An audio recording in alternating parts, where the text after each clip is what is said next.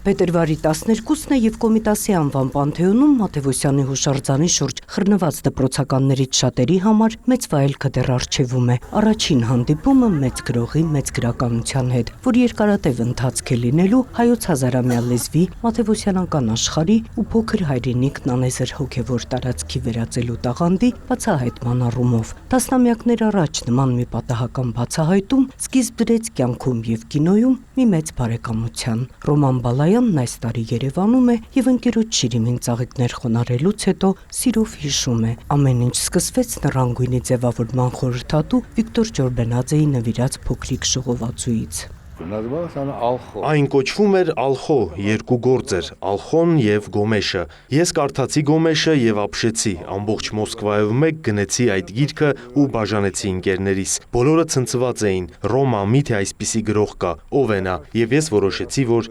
նկարահանելու եմ այդ գործը։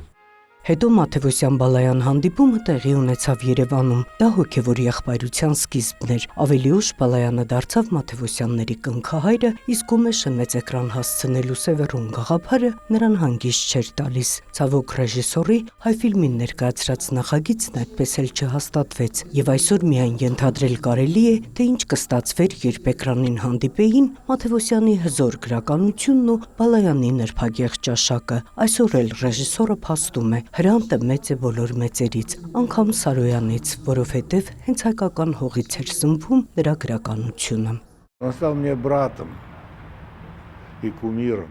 Նա դարձավ իմ եղբայրն ու կուռքը, ինձ համար, եթե լուրջ խոսենք, Հայաստանը Հրանտ Մաթեւոսյանն է։ Ես հասկանում եմ, որ կան նաև ուրիշները, բայց ես խոսում եմ իմ Մաթեւոսյանի մասին։ Ես հպարտ եմ, որ նրա ընկերն եմ եղել եւ հպարտ եմ, որ աշխարհում այսպիսի հայ կա, որովհետեւ Հրանտը որևէ մեկին նման չէ։ Նրա տաղանդը հողից է եւ ոչ թե կարդացածից ու կրթությունից։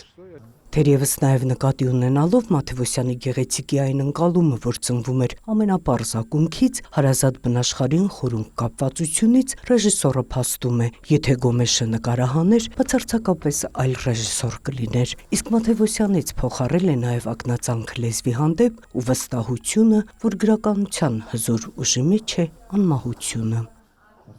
Նոնե Ալեքսանյան, Արման Թովմասյան, լուրեր։